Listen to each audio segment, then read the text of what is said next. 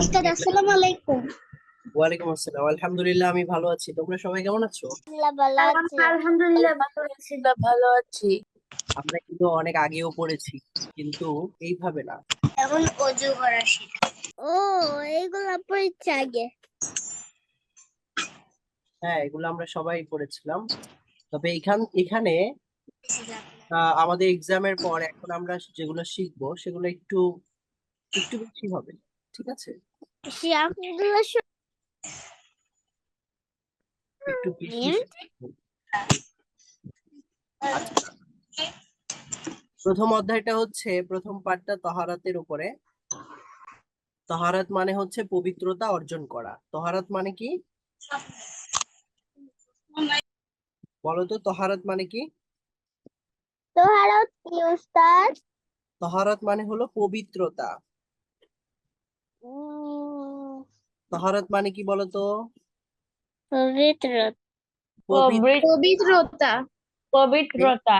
আমরা যখন আমাদের পবিত্রতা অর্জন করি সেটাকে বলা হয় তাহারাত। তো তহারাতের মধ্যে প্রথমেই আমরা কিভাবে পবিত্রতা অর্জন করতে পারি বলো তো? অজু করার মাধ্যমে অজু করে গোসল করে। হ্যাঁ, মাশাআল্লাহ, অজু করার মাধ্যমে আমরা তাহারাত অর্জন করতে পারি বা পবিত্রতা অর্জন করতে পারি। আর গোসল করার মাধ্যমেও আমরা আমাদের তাহারাত অর্জন করতে পারি বা পবিত্রতা অর্জন করতে পারি। তো প্রথমেই দেখো অজু। অজু এটা কি আসলে? আল্লাহ তাআলার ইবাদতের জন্য পবিত্রতা অর্জন করতে হয়। অজু পবিত্রতার প্রথম সোপান। ঠিক আছে, প্রথম পর্যায়ে। অজু হচ্ছে পবিত্রতার প্রথম পর্যায়ে। অজুর মাধ্যমে শরীর পাক পবিত্র হয়। অজুর মাধ্যমে শরীর কি হয়? পবিত্র হয়। আচ্ছা, অজুর মাধ্যমে শরীর পাক পবিত্র হয়। তারপরে পবিত্র পানি দ্বারা অজু করতে হয়। অজু করতে হয় কেমন পানি দিয়ে? পবিত্র পানি দিয়ে অজু করতে হয়। পানি দিয়ে। হুম।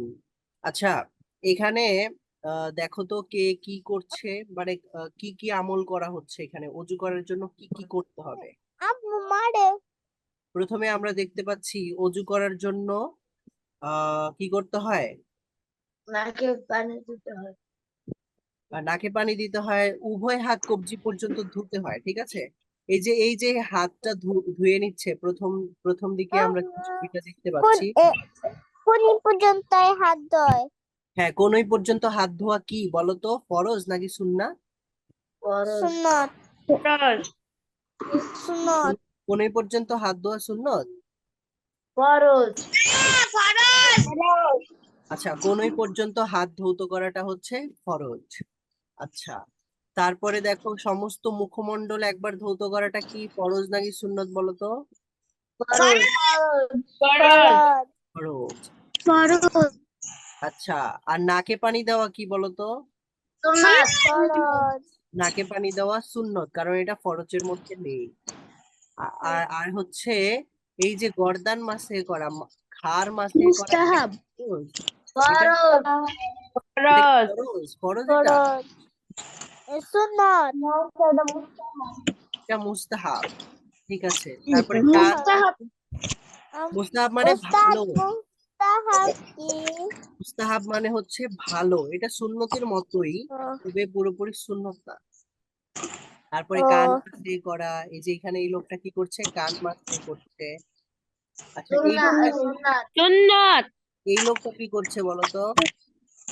মাথা মাসি মাথা করতেছে। মাসে করে। ফরজ। মাথা মাসে করছে। মাথা মাসে করাটা কি? ফরজ। ফরজ। এই যে এখানে শেষের দুইটা ছবিতে কি করছে?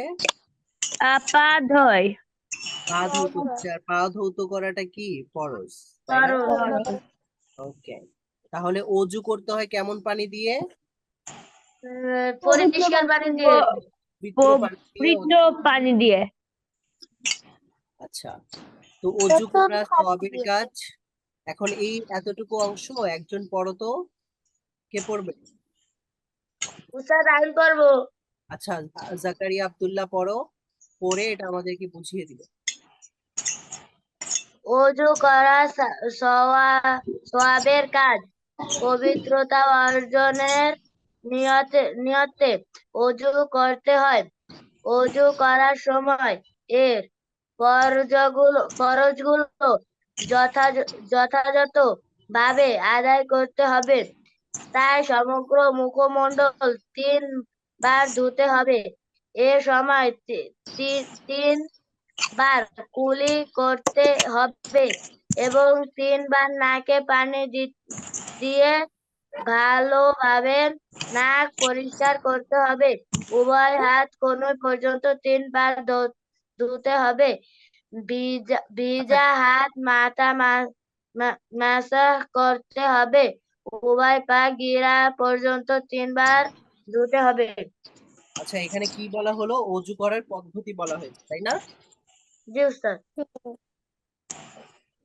স্যার এখন আমি পড়বো নিচের টুকু। আচ্ছা, ঠিক আছে। এখানে আমরা কি কি জানলাম? অজু করা একটা কিসের কাজ বলো? অজু করলে সওয়াব হবে নাকি হবে না? সবের কাজ। সবের কাজ। সবের হ্যাঁ, কাজ। অজু করলে এটা সওয়াব হবে, এটা একটা সওয়াবের কাজ। তারপরে আর কি জানলাম এখান থেকে আমরা? পবিত্রতা অর্জনের নিয়তে অজু করতে হয়, মানে নিয়ত করতে হবে, তাই না? জি উস্তাদ। আর এর যে ফরজ গুলো আছে এগুলো যথাযথভাবে আদায় করতে হয়। তারপরে আমরা নিয়মটা পড়েছি। আর অজু কিভাবে করতে হয় সেটা তো আমরা জানি।